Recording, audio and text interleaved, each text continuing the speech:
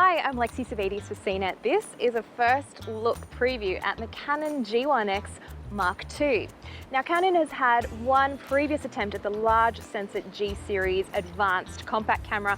It's a bit of a mouthful, but this one is the Mark II and it follows up on the previous G1X that came out a couple of years ago.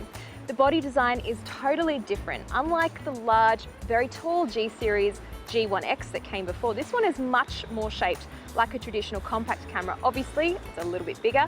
As you can see, it fits in my hand, but it's still quite hefty and definitely nice and pleasing to hold.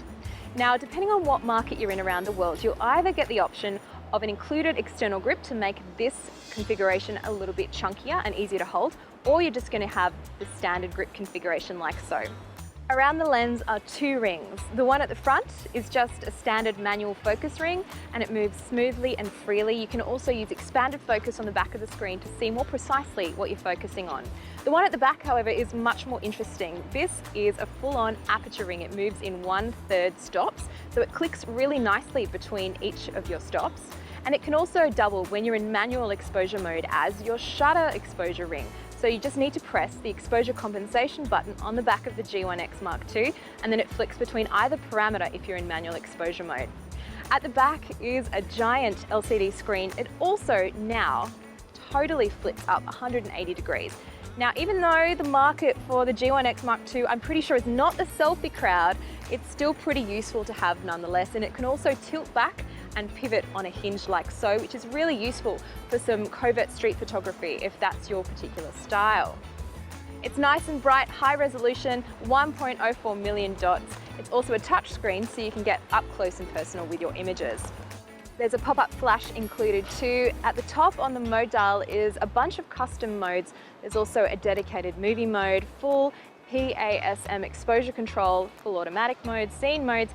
I could go on, but you can find out more about those particular modes over on CNET. Also, the new thing about the G1X Mark II is NFC and Wi-Fi connectivity. So if you want to pair it with an Android phone really quickly, it's very simple, although you can go to the straight Wi-Fi manual setup if you're on another operating system. One nice thing about the G1X is if you're shooting, say for example in RAW and JPEG mode and you want to delete a particular shot you've just taken, the menu will actually give you the option to delete just the JPEG, just the RAW, or both the RAW and JPEG, which is a really nice touch. When it comes to video recording, it's pretty standard on the G1X Mark II. It's 1080, 30p. There is no external microphone input, unfortunately, so you have to make do with the onboard mic. And there is no optical viewfinder. Now, this was a big selling point of the G1X. Now, as you move to the G1X Mark II, it's an electronic viewfinder, which is a separate extra purchase. However, I'm pretty sure if you're the target market for this camera, you're definitely going to want to buy that extra electronic viewfinder. This has been a hands-on first look at the Canon G1X Mark II. Make sure to stay tuned to CNET for the full review pretty shortly. I'm Lexi Savides.